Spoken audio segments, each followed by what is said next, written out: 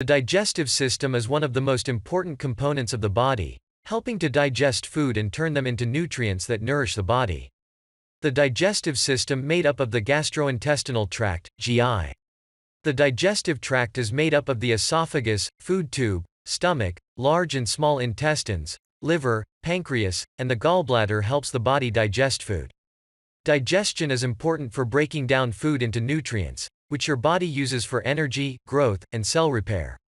In digestion, food and drink are broken down into small parts, called nutrients, that the body can absorb and use as energy and building blocks for cells.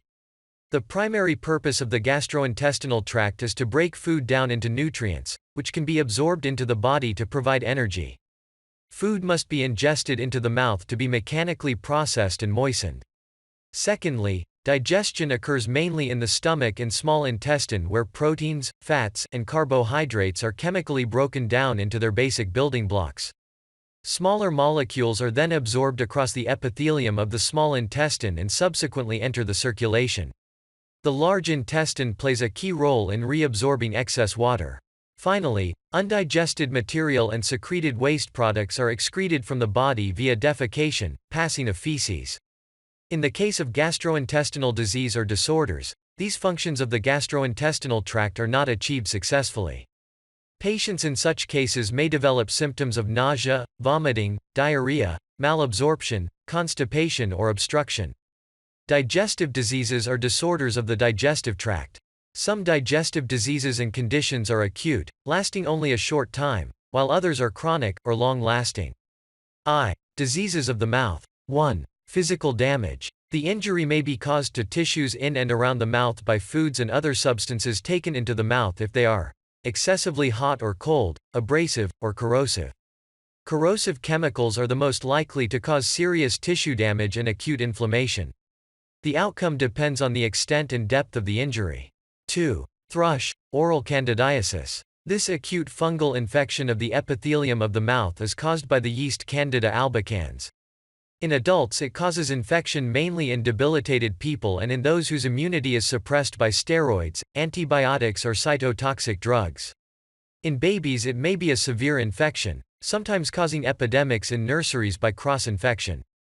The fungus survives in the fine grooves on the upper surface of the denture and repeatedly reinfects the epithelium. 3. Angular cheilitis. Caused by Candida albicans and Staphylococcus aureus, painful cracks develop in folds of tissue at the corners of the mouth, usually occurring in elderly debilitated people. 4. Acute gingivitis, Vincent's infection. This is an acute infection with severe ulceration of the lips, gums, mouth, throat, and the palatine tonsil caused by two commensal organisms acting together, Borrelia vincenti and a fusiform bacillus. 5. Acute herpetic gingivostomatitis. This is caused by the herpes simplex virus and is the commonest oral virus infection. It is characterized by extensive and very painful ulceration. 6. Squamous cell carcinoma. This is the most common type of malignant tumor in the mouth. The usual sites are the lower lip and the edge of the tongue. Ulceration occurs frequently and there is early spread to surrounding tissues and cervical lymph nodes. 2. Diseases of the salivary glands. 1. Mumps. This is an acute inflammatory condition of the salivary glands, especially the parotids. It is caused by the mumps virus, one of the para-influenza group. 2. Calculus formation. Calculi, stones, are formed in the salivary glands by the crystallization of mineral salts in saliva. They may partially or completely block the ducts, leading to swelling of the gland, a predisposition to infection, and, in time, atrophy. 3. Mixed tumors, pleomorphic salivary adenoma. This benign tumor consists of epithelial and connective tissue cells and occurs mainly in the parotid gland. 4. Carcinoma. Malignant tumors may occur in any salivary gland or duct.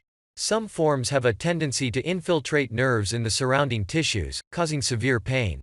3. Diseases of the pharynx. 1. Tonsillitis. Tonsillitis is inflammation of the tonsils, two oval-shaped pads of tissue at the back of the throat, one tonsil on each side. It is a type of pharyngitis. Signs and symptoms of tonsillitis include swollen tonsils, sore throat, difficulty swallowing and tender lymph nodes on the sides of the neck. Complications include paratonsillar abscess. 2. Diphtheria. Diphtheria is an infectious disease caused by the bacterium Corynebacterium diphtheria, which primarily infects the throat and upper airways, and produces a toxin affecting other organs. The main characteristics are sore throat, low fever and swollen glands in the neck, and the toxin may, in severe cases, cause myocarditis or peripheral neuropathy. The diphtheria toxin causes a membrane of dead tissue to build up over the throat and tonsils, making breathing and swallowing difficult. IV. Diseases of the OESOPHAHUS. 1. Peptic reflux esophagitis. This condition, the commonest cause of indigestion, is caused by persistent regurgitation of acid gastric juice into the esophagus, causing irritation and painful ulceration. Hemorrhage occurs when blood vessels are eroded. 2. Swallowing caustic materials. When swallowed, caustic materials burn the walls of the esophagus, causing an inflammatory reaction. The extent of the damage depends on the concentration and amount swallowed. Following a severe injury, healing causes fibrosis, and there is a risk of esophageal stricture developing later, as the fibrous tissue shrinks. 3. Achalasia. This problem tends to occur in young adults. The cardiac sphincter is constricted and, because of this obstruction blocking the passage of ingested materials into the stomach, the esophagus becomes dilated and the muscle layer hypertrophies. The condition may lead to dysphagia, regurgitation of gastric contents, and possibly aspiration pneumonia. 4. Esophageal rupture. This may occur, usually at the distal end, if the esophagus is suddenly distended, during a vomiting attack, by ingestion of foreign bodies or by the passage of an instrument. Gastric contents pass into the mediastinum, causing acute inflammation. 5. Tumors. Serous, fibrous tumors. These spread around the circumference and along the esophagus. They cause thickening of the wall and loss of elasticity. Soft tissue tumors. These grow into the lumen and spread along the wall. V. Diseases of the stomach. 1. Gastritis. This is a common condition that occurs when an imbalance between the corrosive action of gastric juice and the protective effect of mucus on the gastric mucosa develops. The amount of mucus in the stomach is insufficient to protect the surface epithelium from the destructive effects of hydrochloric acid. It may be acute or chronic. 2. Peptic ulceration. Ulceration of the gastrointestinal may be viewed as an extension of the cell damage found in acute gastritis. The most common sites for ulcers are the stomach and the first few centimeters of the duodenum. More rarely they occur in the esophagus, following reflux of gastric juice, and round the anastomosis of the stomach and small intestine, following gastrectomy. 3. Helicobacter-associated gastritis. The microbe Helicobacter pylori are known to be associated with gastric conditions, especially chronic gastritis, and peptic ulcer disease. 4. Autoimmune chronic gastritis. This is a progressive form of the disease. Destructive inflammatory changes that begin on the surface of the mucous membrane may extend to affect its whole thickness, including the gastric glands. When this stage is reached, the secretion of digestive enzymes, hydrochloric acid, and intrinsic factor are markedly reduced. 5. Acute peptic ulcers and chronic peptic ulcers. Acute lesions involve tissue to the depth of the submucosa, and the lesions may be single or multiple. They are found in many sites in the stomach and in the first few centimeters of the duodenum. Chronic ulcers penetrate through the epithelial and muscle layers of the stomach wall and may include the adjacent pancreas or liver. These ulcers may lead to hemorrhage, perforation, pyloric stenosis, and development of a malignant tumor. B. Diseases of the intestines, small and large intestines. 1. Appendicitis. The lumen of the appendix is very small and there is little room for swelling when it becomes inflamed. Microbial infection is commonly superimposed on obstruction by, e.g., hard fecal matter, fecaliths, kinking, or a foreign body. Inflammatory exudate, with fibrin and phagocytes, causes swelling and ulceration of the mucous membrane lining. The rising pressure inside the appendix occludes first the veins, then the arteries, and ischemia develops, followed by gangrene and rupture. 2. Typhoid fever. This type of enteritis is caused by the microbe Salmonella typhi, ingested in food and water. In certain cases, the typhoid fever becomes a chronic, asymptomatic infection of the biliary and urinary tracts. Microbes continue to be excreted indefinitely in urine and feces. 3. Paratyphoid fever. This disease is caused by Salmonella paratyphi A or B spread in the same way as typhoid fever, i.e. in food and drink contaminated by infected urine or feces. The infection, causing inflammation of the intestinal mucosa, is usually confined to the ileum. 4. Food poisoning. Food poisoning syndrome results from the ingestion of water and a wide variety of food contaminated with pathogenic microorganisms, bacteria, viruses, protozoa, fungi, their toxins, and chemicals. Most types of food poisoning cause one or more of the following signs and symptoms: nausea, vomiting, watery or bloody diarrhea, abdominal pain and cramps, fever, etc. caused by its interaction with the digestive system. 5. Cholera. Cholera is caused by Vibrio cholerae and is spread by contaminated water, food, hands, and fomites. This leads to persistent diarrhea, severe dehydration, and electrolyte imbalance, and may cause death due to hypovolemic shock. The microbes occasionally spread to the gallbladder where they multiply. They are then excreted in bile and feces. 6. Amoebic dysentery. This disease is caused by Entamoeba histolytica. The disease may progress in a number of ways. Healing may produce fibrous adhesions, causing a partial or complete obstruction. The amoebae may spread to the liver, causing amoebic hepatitis and abscesses. Chronic dysentery may develop with intermittent diarrhea and amoebae in the feces. 7. Crohn's disease, regional ileitis. This chronic inflammatory condition of the alimentary tract usually occurs in young adults. The terminal ileum and the rectum are most commonly affected, but the disease may be more widespread. There is chronic patchy inflammation with edema of the full thickness of the intestinal wall, causing partial obstruction of the lumen. There are periods of remission of varying duration.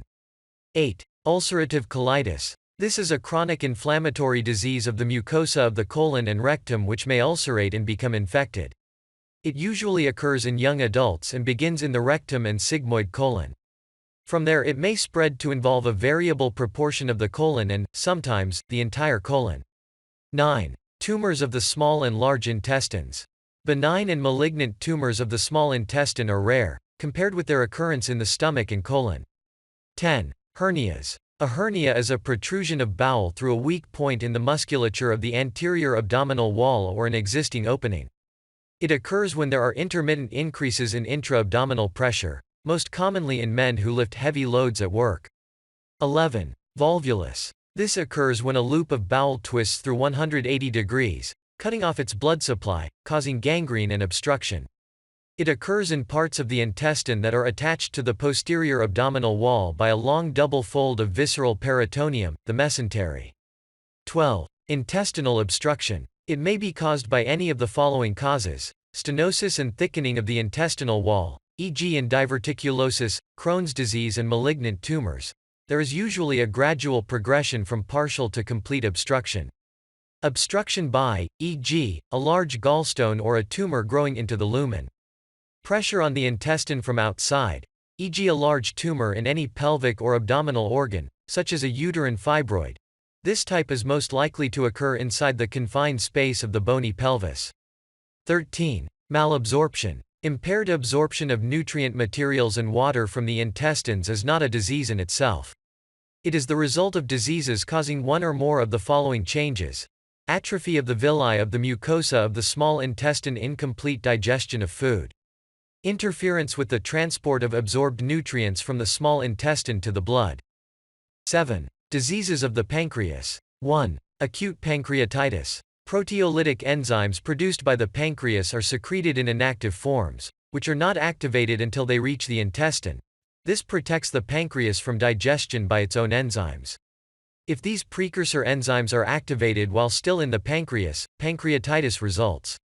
The severity of the disease is directly related to the amount of pancreatic tissue destroyed. Common complications include infection, suppuration, and local venous thrombosis. 2. Chronic pancreatitis. This is due to repeated attacks of acute pancreatitis or may arise gradually without evidence of pancreatic disease. There is obstruction of the tiny acinar ducts by protein material secreted by the acinar cells. This eventually leads to the formation of cysts which may rupture into the peritoneal cavity. Intact cysts may cause obstruction of the common bile duct, causing jaundice and portal vein, causing venous congestion in the organs drained by its tributaries. 3. Malignant tumors. These are relatively common and affect men more than women. They occur most frequently in the head of the pancreas, obstructing the flow of bile and pancreatic juice into the duodenum. Jaundice and acute pancreatitis usually develop. 8. Diseases of liver. 1. Acute hepatitis. Areas of necrosis develop as groups of hepatocytes die, and the eventual outcome depends on the size and number of these areas. Causes of the damage may be a variety of conditions, including viral infections, toxic substances, or circulatory disturbances. 2. Viral hepatitis. Viral hepatitis is most commonly caused by the hepatitis A virus, HAV, hepatitis B virus, HBV, and hepatitis C virus, HCV. These three viruses can all result in acute disease with symptoms of nausea, abdominal pain, fatigue, malaise, and jaundice. Additionally, acute infection with HBV and HCV can lead to chronic infection. Patients who are chronically infected may go on to develop cirrhosis and hepatocellular carcinoma, HCC. 3. Chronic hepatitis. This is defined as any form of hepatitis which persists for more than 6 months. Chronic persistent hepatitis. This is a mild, persistent inflammation following acute viral hepatitis. There is usually little or no fibrosis. Chronic active hepatitis. This is a continuing progressive inflammation with cell necrosis and the formation of fibrous tissue that may lead to cirrhosis of the liver. There is a distortion of the liver blood vessels and hypoxia, leading to further hepatocyte damage. 4. Ascending cholangitis. Infection, usually by Escherichia coli, may spread from the biliary tract. The most common predisposing factor is obstruction of the common bile duct by gallstones.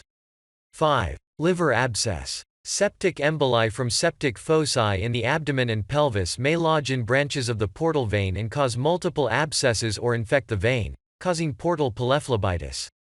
6. Liver failure. This occurs when liver function is reduced to such an extent that other body activities are impaired. It may be acute or chronic and may be the outcome of a wide variety of disorders. V. Diseases of the gall bladder and bile ducts. 1. Gallstones, cholelithiasis. Gallstones consist of deposits of the constituents of bile, most commonly cholesterol. Many small stones or one large stone may form. It may lead to biliary colic. If a gallstone gets stuck in the cystic or common bile duct, there is a strong peristaltic contraction of the smooth muscle in the wall of the duct, spasm, in an effort to move the stone onwards. Inflammation. Gallstones cause irritation and inflammation of the walls of the gallbladder and the cystic and common bile ducts.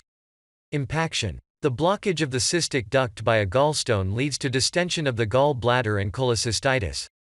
This does not cause jaundice because bile from the liver can still pass directly into the duodenum. Obstruction of the common bile duct leads to retention of bile, jaundice, and cholangitis, infection of the bile ducts. 2. Jaundice. Jaundice develops when there is an abnormality at some stage in the metabolic sequence caused by one or more factors, e.g., excess hemolysis of red blood cells with the production of more bilirubin than the liver can deal with. An abnormal liver function that may cause plus incomplete uptake of unconjugated bilirubin by hepatocytes, plus ineffective conjugation of bilirubin, plus interference with bilirubin secretion into the bile. Obstruction to the flow of bile from the liver to the duodenum. Summary. All diseases of the digestive system are very dangerous. Even some diseases can lead to death if not detected early and treated promptly. Hopefully, these extremely important health information will help you be more proactive in protecting and taking care of your health.